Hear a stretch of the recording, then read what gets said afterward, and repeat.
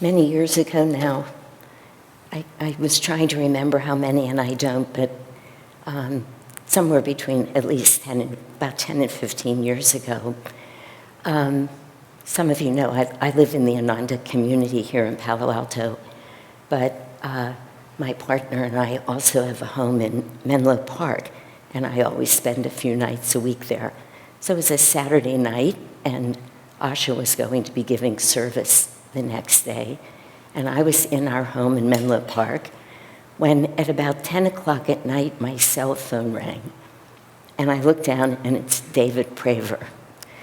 And I knew immediately that they were calling me and asking me to give Sunday service the next morning. And like a little kid, you know, I will say that it would be a little different these days, but that many years ago, I took the phone and I hid it under my pillow. It was sort of like, no, you're not here. I'm not dealing with this. This is actually embarrassingly true. So of course, I got up. I had already been in bed, and I thought, I know they're calling me to ask me to give service for some reason. I know it. And it must have been a long time ago, because, you know, nowadays, whatever I thought I would want to read or do, or even to find out what the reading was, I didn't know. Of course, I just jump on my computer, but somehow that wasn't happening in those days. And David called. He called about 3 times. I just stood there staring at that phone. And I said to myself, when they ask me why I didn't pick up the phone, because they know I always answer my cell phone, I'm going to tell them, I had no idea what the reading was, but I'm going to tell them, the devil made me do it. And just to finish that story, of course, I picked up the phone, and David said to me, they were in 2 separate cars. He was actually following Asha, but Swamiji really wanted Asha to stay up at the village and keep typing a manuscript that he was doing. And the only way that could happen is if I would get up and give service. So, I mean, you know, it's like one of those things you really want to say no. You'd give anything to say no, but you're never going to say no. Anyway, I gave service. I'm sure I had a lot of help from the masters, and it was just fine. But interestingly, when I remembered that story yesterday, I realized it was the truth. That whole notion that the devil made me do something was exactly what was going on. Because as we hear or heard in this reading this morning, Yogananda has said very clearly that there are currents of consciousness that exist in this world. And there's upward flowing currents of consciousness, and there are downward flowing currents of consciousness. And the minute that I took that phone and hid it under my pillow, while it was not going to make the call go away, it was attuning me to that downward current of energy. When our energy falls like that, our consciousness falls. And as we also heard, the minute that we turn our energy, even just like that, even in that direction of no, with such a firm kind of no, it gives license to really what we now call Satan to get a hold of us, to add even more energy to that. We think our thoughts and our actions and our choices are our own, but we give away so much of our power in a little action like that, so that in a moment, we're just in a downward spiral, that this conscious force of negative energy. And while I don't want to talk a lot about duality today, we know there's nothing that exists in this world that is not a pure manifestation of divine energy. That means whatever happens that's helping to move us in a positive direction, And whatever's going to help us move in the negative direction that we've created by our own thoughts, it's all divine energy. It all is conscious energy. It has that much power, whichever direction it's heading in. And if we choose to follow those upward streams of energy, we are moving towards attuning ourselves with God's will. When we decide to move in the world with any kind of what we'll just call for now negative energy, negative thoughts, negative deeds, I'll show us how close this is to home in a few minutes, then we have really immediately given up our free will. Because really, what is free will but only that choice that we can make to move towards the light or move away from it? And once we start moving away, we've sacrificed our ability to have a choice. It's not that we can never get out of it, of course. Of course we can. We can change our minds and turn the energy around. It's harder than it is. If I had just picked up the phone and said, "Hi, David, what's up?" Absolutely. Everything would have been a lot easier. Quite frankly, I would have had an extra hour to prepare. Because not only was I not preparing, but David and Asha were heading closer to Palo Alto the whole time. I just couldn't believe I was doing it. That's why I decided to call it the devil. But it is the devil. It is Satan.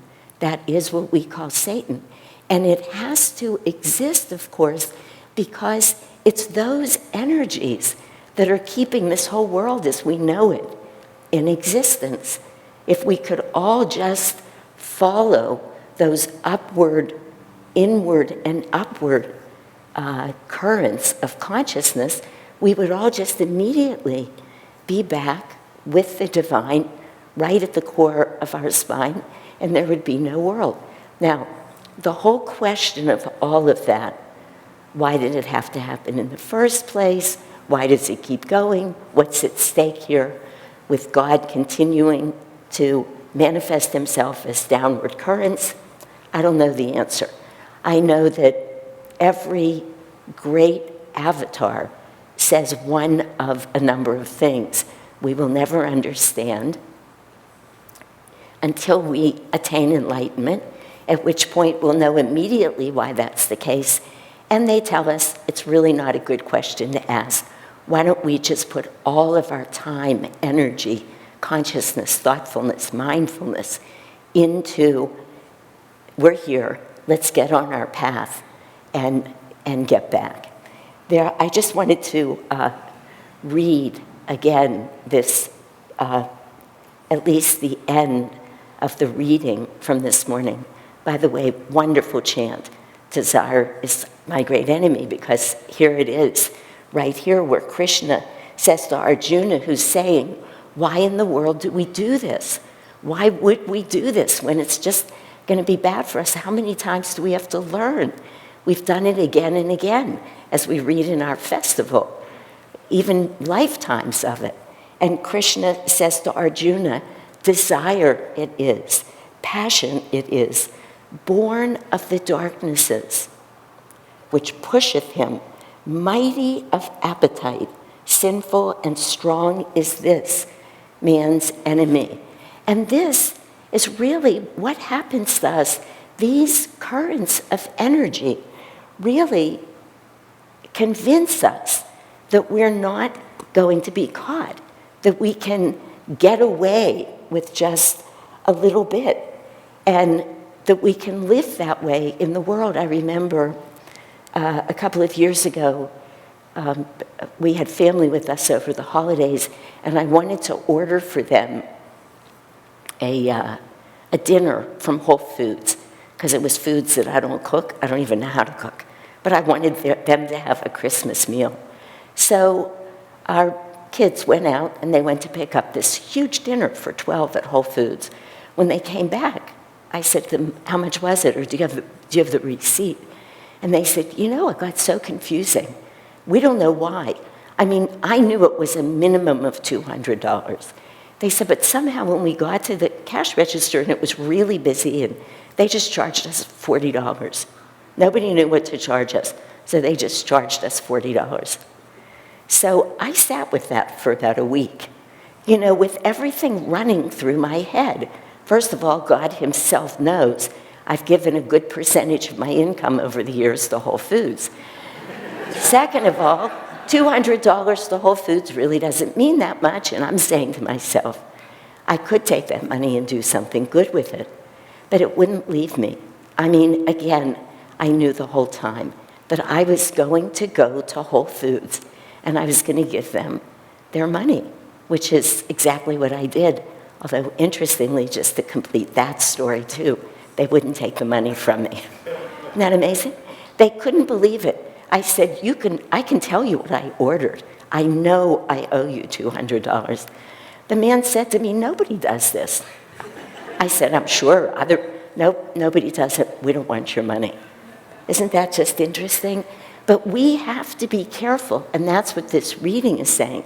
And that's what Master has said to us. Delusion has its own power. It's a powerful force, as powerful as anything else that we know about the divine, and we can spin amazing stories, and it feels real to us. It takes us in. We think they're our own thoughts, and we think we're in control. We think we can do things just a little, and we'll get away with it. But it is not the way it happens. The minute we make a turn, I was going to say right or left, but really it's up or down. There's a force behind us that carries us further and further in that direction. We have to realize we are really playing with the devil. There's this other line from our reading that I wanted to repeat again in this context here, where Swamiji says, we should take pains then to attract uplifting currents of universal consciousness and to avoid attracting the negative, which, disease that it is, can infect our thoughts even while it leads us to believe that they're our own. This is the absolute beauty of how this reading gets explained by the temptations of Christ. I didn't grow up reading the Bible, so I read, not in an actual Bible, but on the internet. I'm going to pray it's all accurate now, about these temptations last night, because Jesus came and had the temptations of Christ happened before most of what we know, what we hear. How he came and he was trying to help the Jewish people who we've said many times, they had been a very good people who loved God, but they did not pass the test at that time that Jesus then went on to pass. These three temptations, the one that's in this reading. Satan comes to him and says, you've been fasting for 40 days. You've got to be pretty hungry. No food, no water, which is what Jesus was doing. Why don't you just touch these stones and turn them into bread? Pretty reasonable. You could see why anybody would say, what's the harm in that? Really, I'm hungry. I'd like some bread. I mean, if you think of it in your own life, it's not so far-fetched. But what does Jesus say? Jesus says, we do not live by what we get in the world, but by the power of God. And this is so meaningful for us. Right away, he says, I don't want what the world has to offer me. There's nothing out there that's going to sustain me. I know what's sustaining me, and it is really what comes from the divine. He refers to it as the mouth of God, which of course is the medulla, which of course where all cosmic energy flows in. He's not the least bit confused. Don't try and tempt me. But Satan doesn't give up. Of course Satan doesn't give up. It's a strong, delusion has its own power. So then he says to Jesus, he takes him up the hill, and he says, jump. Let's see what your God can do. Why don't you jump and see if God's going to take care of your body then? And Jesus says to him, thou shalt not tempt the Lord thy God. And he's saying again, I already know my God. I understand this divine force. I'm not going to test God. That's not what we do. That would be silly. Like, we have it in our power to say, I'll tell you what, show me something, fix me, do this, then I'll believe. No. But when people move believing or pray believing, as Master tells us to do, God is right there. So Jesus passes number 2. And then number 3, Christ says to him, look at all of the wealth that exists below you. Look at everything, every temple, all of the land. You come with me, and I'll give you all of this. I will make this yours, right? Almost quoting God in a way, he says. But what does Jesus say? Get thee behind me, like we sing all the time. I don't want what you have to offer. You can't tempt me because God has told me, thou shalt worship God alone. And so Jesus wins. And he doesn't just win. He was an avatar. He was not confused.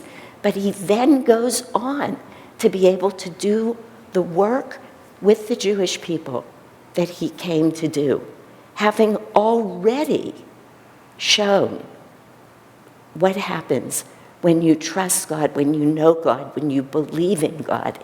He did not starve to death.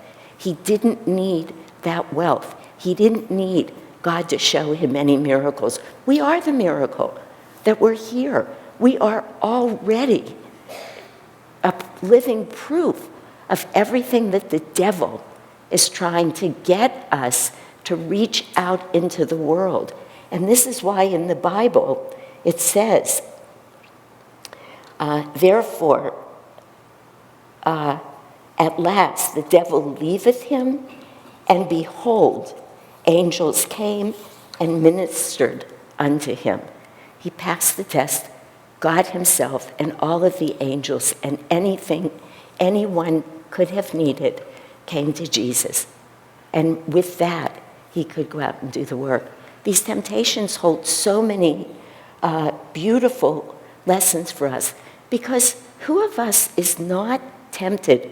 You remember this story when the Swamiji was literally nearly dead in India in the hospital, and the doctor came to him, and the doctor said, what am I supposed to do?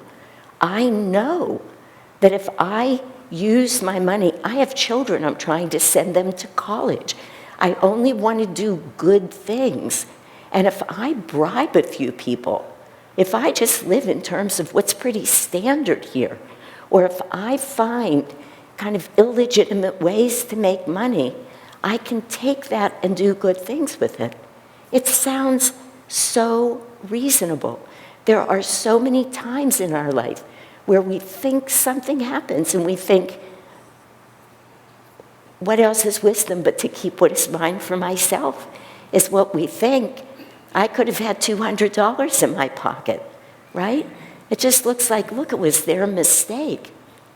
But we have to be so careful about it. But Jesus showed us through those temptations, don't do it. Whatever it is that's going to draw you out into the world, away from God, the minute you have the thought, I can get away with this. I didn't ask for this, it came to me. Look what Swamiji did. Swamiji said to Dharmadas, do you have a piece of paper and a pencil?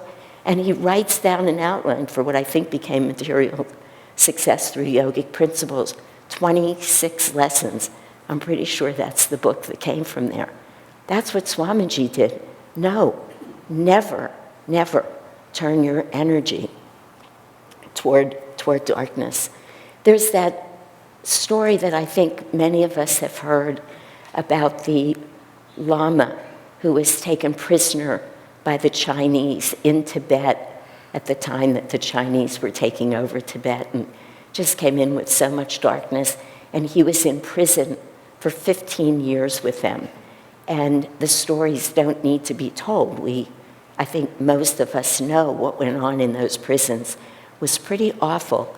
But eventually he escaped, or he was just given his freedom. I don't know how he did, but he went to the Dalai Lama. And he said to him, he said, when I was in prison, there were a few times when I was in great danger. And the Dalai Lama said, what do you mean by that? And he said, I almost lost my compassion with the Chinese. Even under such dire circumstances, even under those circumstances, would this Lama not let darkness take him over? This is what our teachings do for us. This is what happens here. You know, we don't even have to, if we all sit here right now and we thought about just trying to be perfectly good in every moment all the time, who can do that? But what we're asked is to just live these teachings, just start bringing them more and more into our lives until our natural response is to do what is right and what is good, because it's being taught to us so clearly, it's being shared with us so clearly through Master and Swamiji. I know between here and SRW, many of you have heard and know that my wallet was stolen about a month ago or 6 weeks ago now.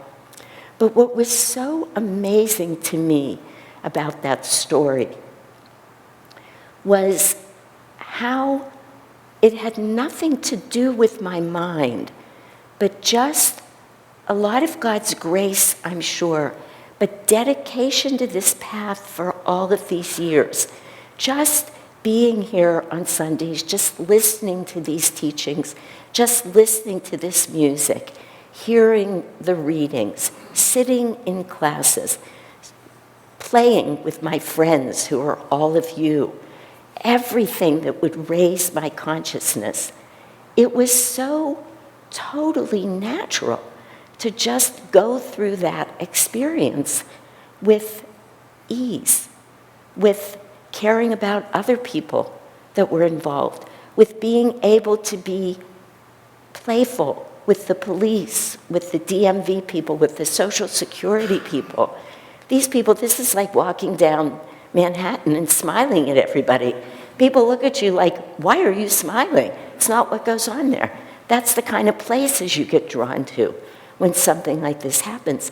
But it just was not, now that's a small thing.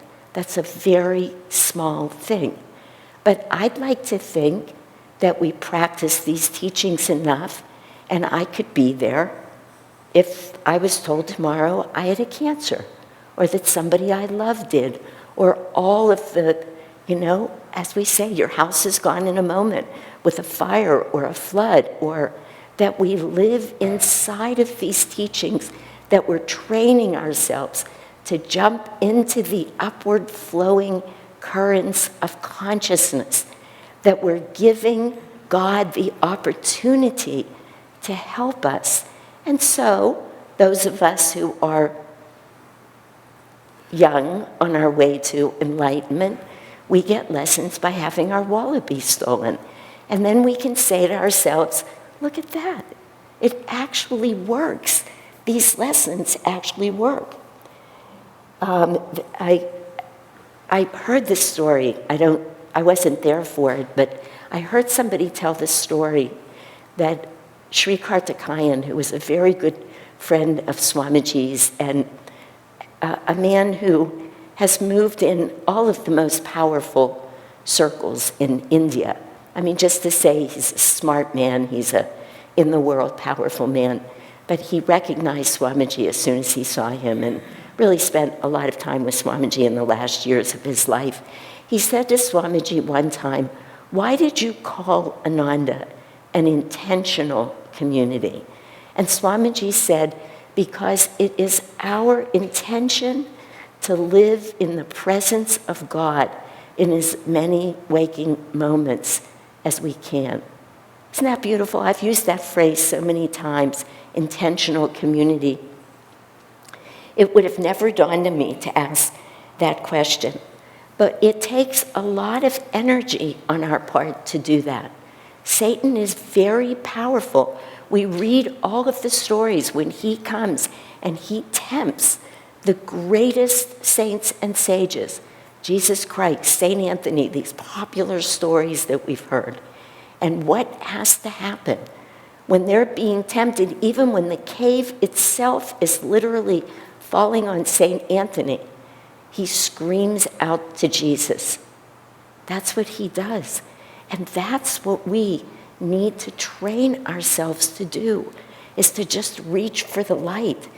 And here's the other thing that's really important about this. These currents are affecting us. As I said, they're having a huge impact. They draw us. This conscious force is doing everything it can to draw us. But we can affect it too. We can do that. Last night, we had a wedding here last night, but when I went home, I watched the recording of a concert that happened yesterday in Assisi. They're dedicating their new temple. And it was, and I don't think they're dedicating it, but they're building it. And so they had a concert to do fundraising. That's what it was. And it reminded me of just last week or 2 weeks ago. I mean, we had work days up at Ananda Village to help build the temple. We had kirtans in a temple that yet had no walls. And from that, we moved right into SRW. It was very powerful. It was sending enormous, creating currents of beautiful energy out into this world. And everybody could feel it at SRW. I mean, this temple that was not quite just the frame, the roof had been put on, but not much else, had so much power already. And all these devotees were working on it. It was a monumental event in Dwapara Yuga, in the age of energy. And it had a big impact. And we knew it had an impact, not just here, but all over the world. That's what we want to be doing. When there's a work day, let's all go, because it matters, not just to us, but we're changing the world. We're transforming the world.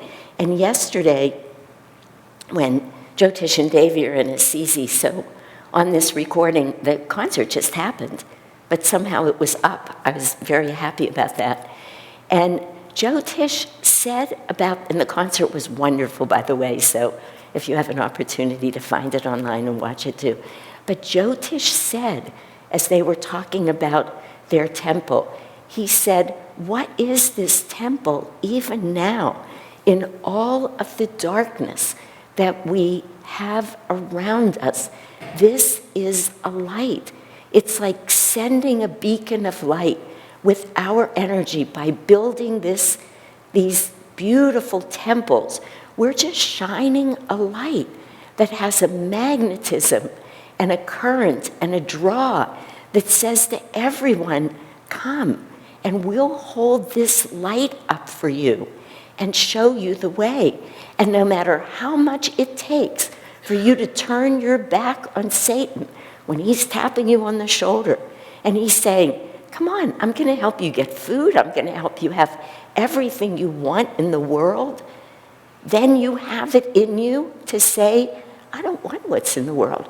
I've been doing that for 1,000,000 lives. Look where it's gotten me. Really, more suffering, more pain, more loss. I've had a taste of this now.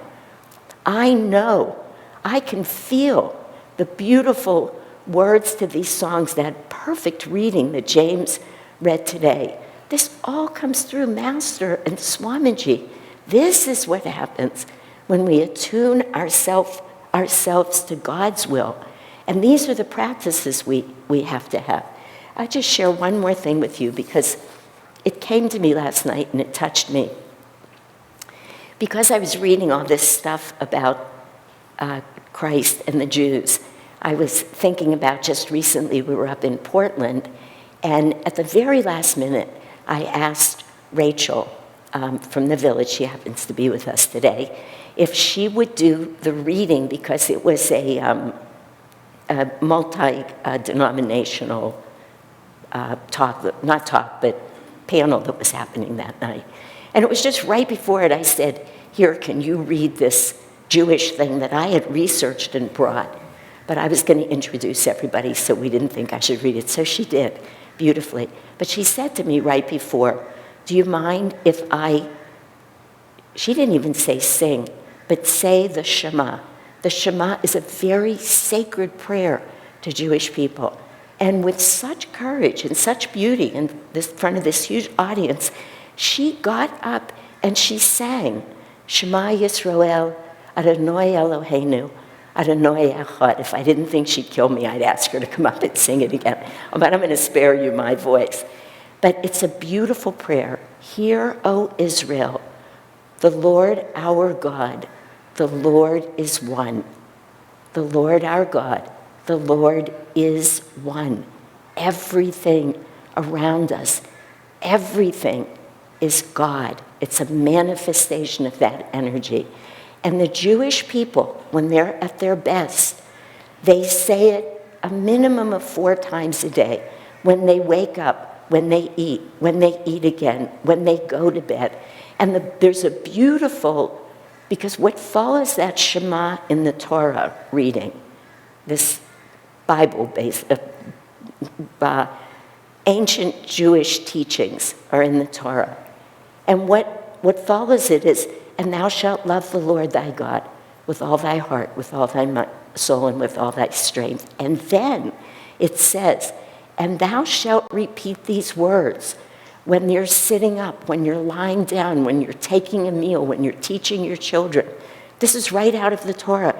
You should have them on your head. That's why Orthodox Jewish people wear that thing called a tefillin. You should put them on your wrist. And they have what's called tzitzit. And they wrap them up around their wrist to remind them, the Lord our God, the Lord is one. It would not be a bad thing if we all started doing that. We need to find something. Find your mantra. Find your prayer, right? The darkness cannot get in then. You put out those rays of light, and it's just wrapping the divine arms around you. And we know, and I can say for sure, God wants nothing more than to do that. So let's open the door, open our hearts, invite God in, and leave absolutely no space for Satan, which are really nothing more than our own thoughts, our own tendencies, our own desires. No, God alone.